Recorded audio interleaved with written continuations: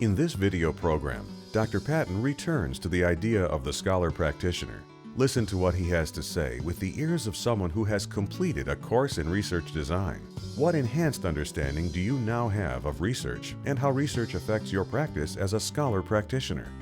Also, as you watch, consider what implications Dr. Patton's comments have for a Scholar Practitioner committed to effecting social change. So now we're at a later stage in your journey as a Scholar Practitioner, thinking about what this life is going to be like for you, where you're engaged in both scholarship and in practice, and the underlying values that you bring to that. A part of that value that is central to this journey is the commitment to ongoing reality testing.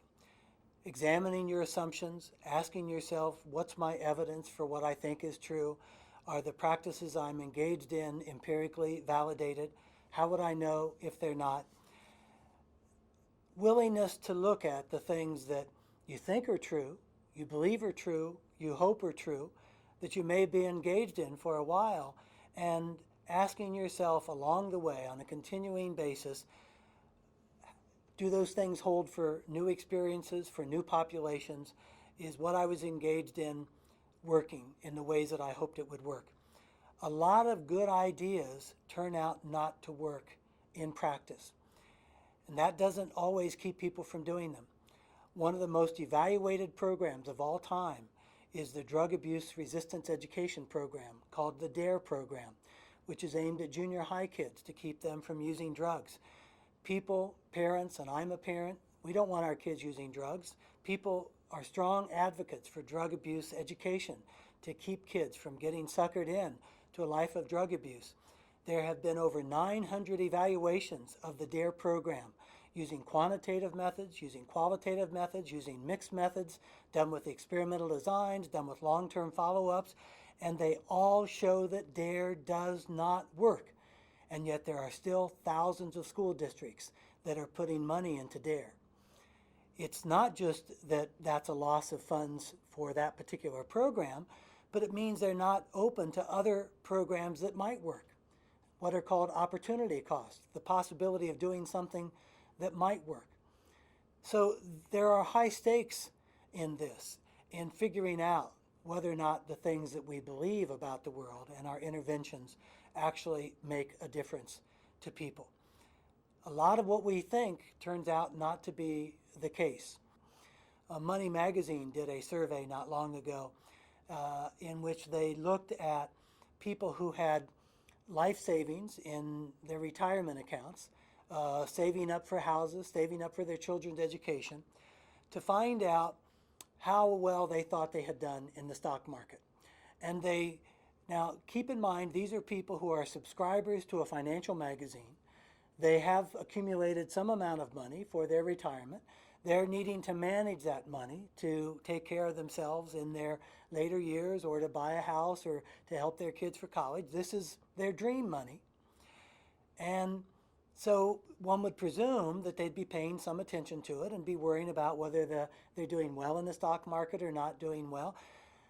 So they did a survey of these people, asked them how well they were doing, and then took a sample of them to get certified public accountants to actually look at their brokerage statements and compare how well they thought they were doing, cocktail party conversation, family conversation, with the hard numbers.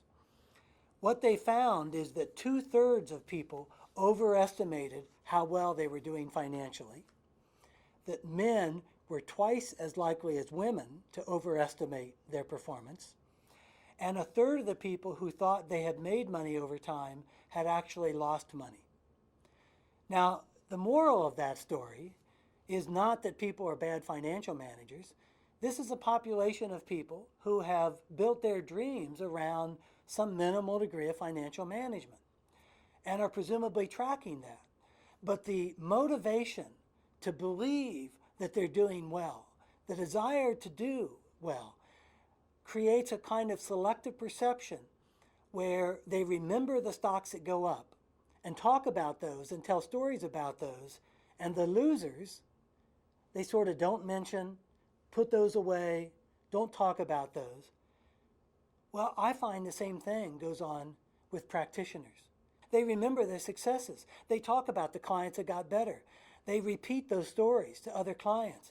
But the people that didn't get helped, the people that didn't do well, the people that dropped out, sort of don't pay so much attention to those.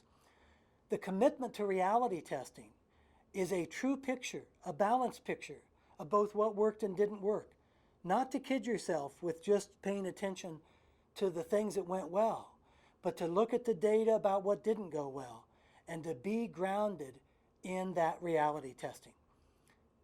The Scholar Practitioner brings this deep value out of research of paying attention to how the world actually operates and using that knowledge to the other part of the value, the practice part, which is to make the world a better place.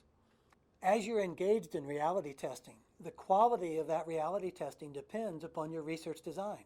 The knowledge that you generate is going to come from a design, from an inquiry in a particular way with particular methods and measures. And understanding how the research design that you use and the measures that you take, whether quantitative or qualitative or a combination, and understanding how those will be judged by the people for whom you produce them, how the methods and measures give and yield particular findings. Understanding that connection is key to the quality of the knowledge that you generate, which is key to your improving your practice.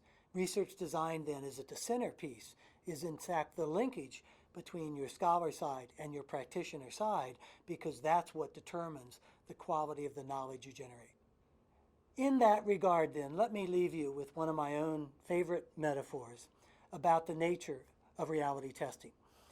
One of the great stories of all time, some consider it the first novel, was the story of Don Quixote. Cervantes told this story about this elderly gentleman who in his later years reads about the rest of the world, has been fairly provincial, hasn't traveled much, and the author says that he read from morning till night and night till morning, became discouraged about the horrible things that he read about that had gone on in the world, the ways that human beings treated each other. And as he read from morning to night and night till morning, Cervantes says in a wonderful phrase, he gave up the melancholy burden of sanity. The melancholy burden of sanity, and conceived the project of becoming a knight errant, riding through the world, making the world a better place. A kind of knight practitioner, if you would, who's going to sally forth and he's going to rescue fair damsels and help people who are downtrodden by oppressive people and combat evil. And in the story of Don Quixote and its Broadway theatrical presentation, La Man of La Mancha, he goes forth, and from a research point of view, from a scholar practitioner point of view, the story of Don Quixote is the story of this practitioner who encounters the world, and there is the conflict between the way he sees the world and the way others see the world. Don Quixote thinks he's doing battle with a great giant. Others perceive this as a windmill. Don Quixote thinks he's doing battle with an army. Others see it as a herd of sheep. Don Quixote thinks he's rescuing a fair damsel in distress. Others see her as a common prostitute who's responsible for her own situation and not worth saving. And in many ways, the story of Don Quixote is this story about what is reality, what's real. Don Quixote's version of reality, the version of reality of Sancho Panza, the version of reality of the people he encounters.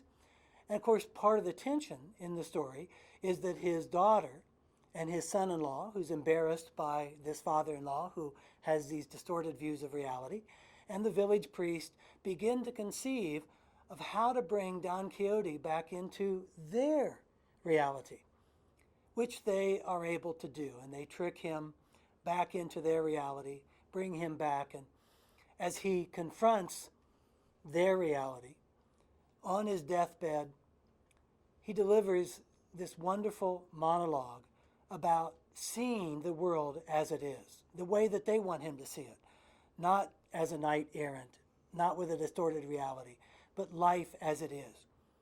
And he says, life as it is, I've lived for many years now.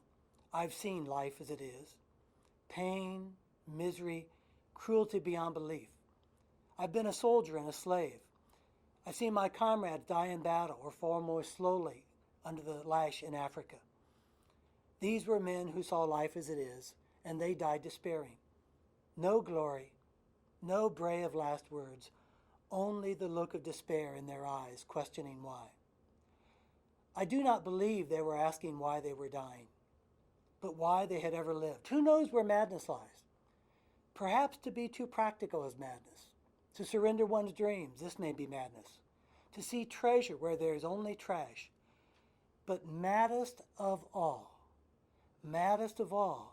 is to see life only as it is, and not also as it should be and could be.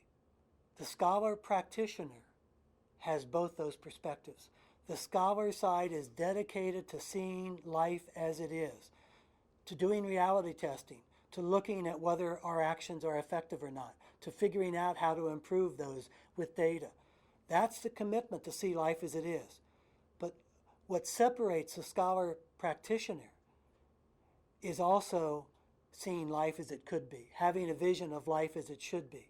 And our purpose then, engaged in this inquiry, is to bring life as it could be and should be closer to life as it is by using the knowledge that we generate from our scholar practitioner inquiries. That is a journey worth taking. Those are changes worth making. Those are changes that will make a difference in the world because they come out of knowledge.